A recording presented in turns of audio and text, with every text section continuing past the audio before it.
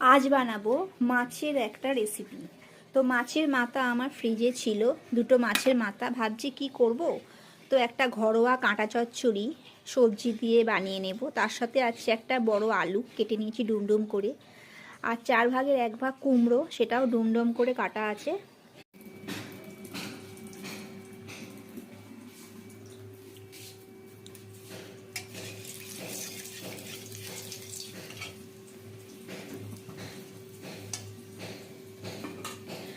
আজকে আমি মাথাগুলো ভেজে দিচ্ছি।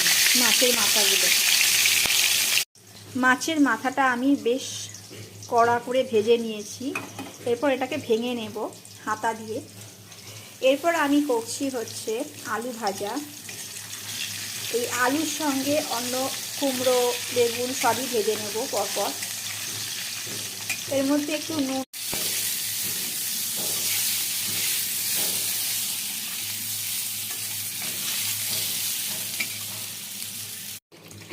এই সবজিগুলো ভেজে রেখে দিলাম।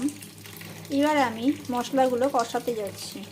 দেবো একটা শুকনো লঙ্কা, সামান্য গোটা জিরে, তার মধ্যে দিয়ে দেব নেড়ে পেঁয়াজ কুচি। একটাই পেঁয়াজ কেটে রেখেছিলাম, ওটাই দিয়ে দিলাম। এর মধ্যে এখন আমি নুন হলুদ মিশিয়ে নেব। 1 চামচ নুন দিলাম, 1 চামচ হলুদ দিলাম, আর এই যে আদা রসুন গ্রেট করে রেখেছিলাম দিয়ে দিলাম। এটা নিয়ে একটু কষিয়ে নেব সামান্য। তারপর কাঁচা লঙ্কা কুচি আর টমেটো কুচি দিয়ে দেবো।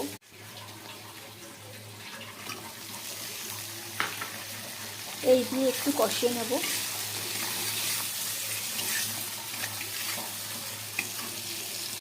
সবজিগুলো মিশিয়ে নিয়েছি।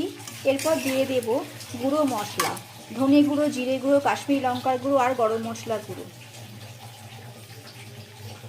এগুলো নেড়ে চেড়ে তারপর মাছের মাথা দেব। ঢাকাটা খুলে নেব। 2 মিনিটের জন্য বন্ধ করেছিলাম। এইবার দিয়ে দেবো এই যে ভাঙাচুরা মাথাগুলো। খুন্তি দিয়ে মাথাগুলোকে ভেঙে নিয়েছি। এরপর নেড়ে চেড়ে একটু জল দিয়ে দেব মাখা মাখা হওয়ার জন্য। কাঁটা চচ্চড়ি কমপ্লিট। সবজি সব কিছুই সেদ্ধ হয়ে গেছে, আলু কুমড়ো সবই। এবার আমি ধনেপাতা দিয়ে দেবো। ব্যাস।